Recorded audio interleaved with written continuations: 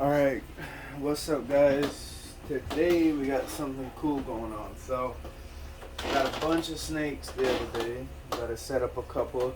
I got some cool stuff we're going to be cohabbing. So, I'll show you guys the first snake. So, in here, I'm going to get to the snake in a second actually.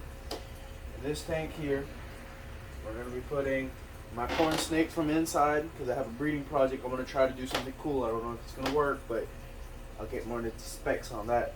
So I'm going to be bringing my albino corn snake out, putting him in this 40-gallon breeder down here. This right here is blue tongue skink, so we're going to switch them around, put the skink on the bottom, put my corn snakes on the midway section because I love my corn snake more. On the top there's my box turtle. What we're going to do is we're going to cohab because I tested it and it works with my corn snake in particular. You know, every animal is different. Cohabbed her with a group of anoles, or him with a group of anoles, just to see if he would bother them. And he doesn't. He doesn't mind them at all. They all hang out. You put crickets in there, and it's all a big happy family. Okay. So with that being said, I'm gonna be putting a reptile I picked up the other day, cohabbing with him. It's another lizard. It's a little bit bigger, but they live around it. Animals from two different sides of the world, and there's a lot of opinions on whether you can cohab animals or not. Reptiles in particular, snakes, and so on and so forth. You can cross-contaminate all that stuff. I keep all my animals same temperature. They're all quarantined beforehand, and I would not put an animal life at risk if I knew. So, that being said, we're going to be putting a green mountain horn lizard, I believe it's called. I'll grab it in a second. This is that's what they had it labeled as. It looks similar to a Chinese water dragon. It's one of these guys right here. A green mountain horn lizard. So they're strictly insectivores, and like the anoles, you know, same care requirements, honestly. So the hope and idea is my corn snake, he's on his frozen thawed, so he doesn't eat live. And I can cohab this little guy with him, and that's the goal. So he's really chilled, he's not aggressive at all, and he's very small. Just, you know, I'd say double the size of a green anole or brown anole, the big males. He has a long tail. He looks like a Vietnamese horn lizard to me instead of a traditional mountain horned. But either which way, he's quarantined, no parasites for sure. And we're gonna get him in there with my corn snake. So what we're gonna do now is I'm gonna move these around and get that, so on and so forth. I'm gonna put this guy back real quick and I'll explain to you the breeding project. Okay, so my breeding project inside, I have 255s on the rack, but I built it strictly for snakes. So the bottom rack has my male high white California kingsnake. The goal is I'm a person, I'll kind of like hybrids. Full bred species of an animal is always beautiful, don't get me wrong. But in this box here, I have another king snake, not the same as my male. It's a chain king. And I want to see if they would breed. Alright, chill out. So this right here is a 4-foot female chain king snake, and I want to try to see if she would be receptive. It's about that time of year for the chain kings and the California kings to start breeding, you know, beginning of spring or whatever and all that good stuff. So the idea is hopefully she will breed them. Hopefully not eat them because he is a little bit smaller, and I'm going to try to feed both of them first and see if I can get her to be receptive. And my idea is if a California king, a high white, the patterns from that mixed with a chain king, the pattern should be kind of crazy looking for the babies. Maybe they just come out chain kings, maybe they just come out high white California kings, or even just a regular California king. You know, I can't imagine what they come out like if they bred, but the goal is to get her up there so he can start to smell her in the other tank above. And hopefully we get a lock with this, because this would be pretty cool to see. Alright, so one other thing I forgot to mention is, because I'm doing this tank bioactive to house both of them, what I'm going to have to do is, so that's forest floor on that side, and this is topsoil over here that I have from other enclosures. I actually have to take this stuff out, and then I'm going to put in some gravel I have. I also have some mesh that I'm probably going to set down. I might not set it down. I'm not sure yet, but I do know I want to put some rocks in the bottom so I can have a nice little drainage layer, so that way I can actually plant the plants into the floor. So that's what we're going to have to do, is I'm going to take all this substrate out of here, put in the gravel, and then we can start building the layers, and hopefully we'll be able to house both of them together, because the goal is I put the plants in here, you know, like just creeping plants and pothos plants and all that good stuff, because the lizard is a strict insectivore, so they don't eat plants. So that'll be perfect for the floor level, and I can just put branches in there and let the pothos just do their thing and grow crazy. And I didn't show you guys this, but so the LED strip I have on top, I buy this at Rule King because I'm here in Florida. These are my favorite. I don't know what they're called. They're just LED shop lights. They're 4 foot and they're 4,000 lumens. So I do have the double-sided shot light on like my monitor cage and everything. They're this right here. This is the box that actually came with it. They're same shot lights. They're just double wide instead of singles, and they're 6,000 lumens. And so far in my experience, when you guys see the picture of my corn snake's current enclosure inside, which is a 55, you'll see the immense plant growth. So this right here, the plants seem to like it. I also have one of these singles on my fish tank, on the box turtle enclosure, and this entire rack's going to get one. I have another one here that's not open yet for the skink as well, because hopefully in the future I might consider planting it, but they do eat plants occasionally, so I might steer from giving that one plants. Like the box turtle tank, I just put ferns in there so it grows up and gives it cover. So, well, I'll get back to you guys once I have the substrate layer in. I might not plant it today. I'm not 100% sure. I do know I have a couple plants here and there that are for other tanks, but for the most part we're just going to get the substrate down and hardscape before the plants. So I'll catch you guys back in a couple seconds. Changed my mind last minute. So this tank here, we're just going to use it for the king snake. We're just going to revamp it, make it look really nice, and all that good crap.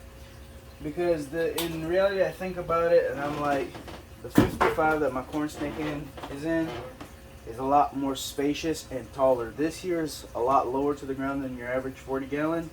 And I thought about it, and this lizard here, they like to climb. So I have all the plants in my other tank that the corn snake's already in on the bottom level. So what I can do, and the pothos are starting to grow up the sides of the tank. So I'm thinking what I'm going to do is just put some branches in there for this lizard, pop a UV on it, and call it a wrap, because they don't like a basking spot, and our house stays at the perfect temperature for this specific lizard. So what I'm thinking of doing now, since this is for the king snake and I want to build something cool, to give you guys an idea. So this right here is just some 1/2-inch chicken wire that I had left scrapped around, folded it, and we're going to make a cool hide out of it. So one, the snake can get up here. There's no sharp edges anywhere, so she can't hurt herself or anything like that, which is good. So we're going to make a ramp like this. And now what I'm going to do is, so here in Florida we have this, where'd it go? We have this right here. It's a natural grapevine. This is not toxic to most snakes. Well, all snakes actually. They don't eat plants. But it's a natural grapevine. They grow crazy and they look really nice. So what we're going to do is, this right here, because it's porous, or you know, just wire, and these like to grow on all kinds of different surfaces. I'm thinking is I set this in there like a hide and just give her no hide for now, and eventually these, if I put enough of these in the tank, they will grow and attach themselves to this and just grow like crazy. And to begin with, chain kings naturally love to bury themselves. So the likelihood of her being out and actually using this hide is slim to none. So the only thing I'm going to make sure she has is a nice big water dish. I'll be right back. I'm going to go grab a couple more bits of this grapevine and then a water dish, and we can put her back in here. It looks really nice, so it just saves me the time and effort and the space. Now that I'm thinking about it and looking at perspective, that 55 is a lot bigger. It's not as wide, but it's a lot longer, and this lizard's about full grown, so they're not that big. And if I cohab, at least they have a lot more room, and I can give this lizard more arboreal space that they actually require. So with that being said, I'm going to grab a couple more ornaments for this tank, pop this king snake back in here, and we'll go inside, take a look at the lizard cage. I might just do some snapshots of it because we have family over right now. So what I think I'm going to do is just do it without audio and just play a little backdrop music and show y'all a quick little kind of like a lapse of me just putting in a couple branches, putting that lizard in its new enclosure, feeding my snake, and you know, just a couple of odds and ends. But the main part is just getting this tank set up today, so we can put this king snake in for now. Get you guys back in a minute. Alright, so we got it set up, tank set up, you know what I'm saying. This is pretty much all we really need to do. I put her water dish up here just to get her more active, climbing on top of this. As you can see, you got all the vines in there. There's a little secret cubby hide down there, but like I said, chain kings, they usually bury anyway.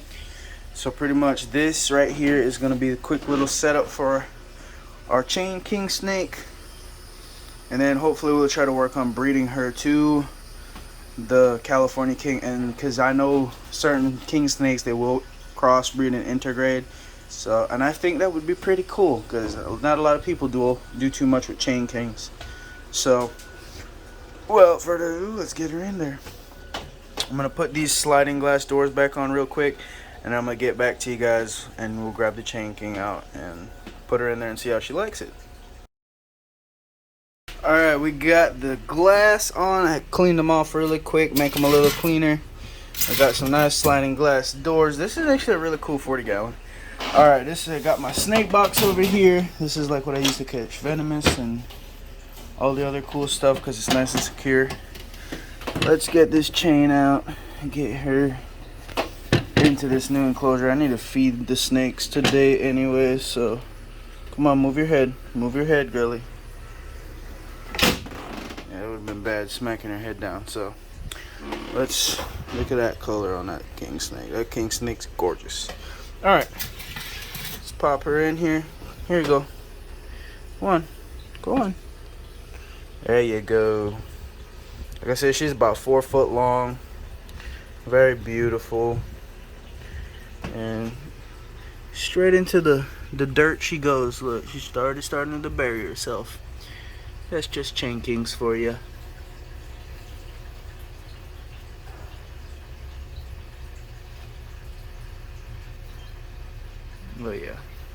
But yeah, she's gonna love it. So since we got that done, you know, let's go inside and put this lizard with a couple branches in that 55, and you guys will get a look at it. I ain't gonna be talking, but I'll be playing a little bit of music just so you guys get to see how everything looks. And if you guys do go get some lights, if you could get them at Rural King, Lowe's, Home Depot, whatever it is, these lights, like I said, shop lights, LEDs. For small tanks, I use 4,000 lumens. Big tanks, I use 6,000. And it works great for plants. Like as you can see up here in the box turtle tank, the ferns are doing amazing. So if you want to grow some, hi girly. She laid 6 eggs the other day. They're up here, just chilling in that container. But as you can see, the plants love it. Same thing on that fish tank.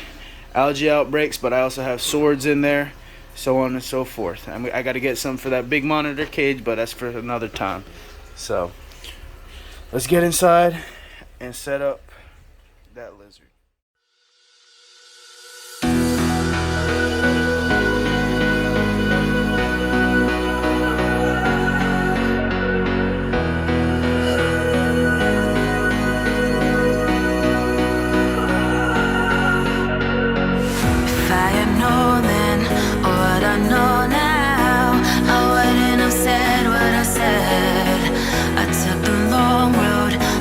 Be better on my own. Sometimes what's right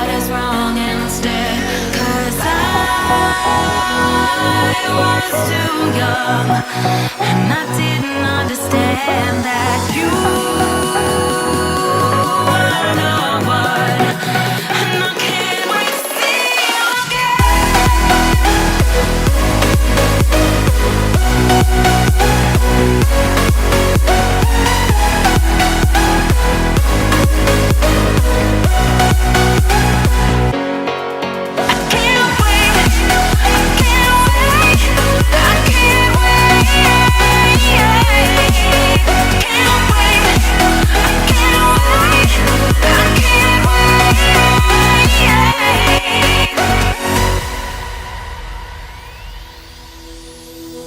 hindsight is fleeting when your heart's bleeding and all you can see is red.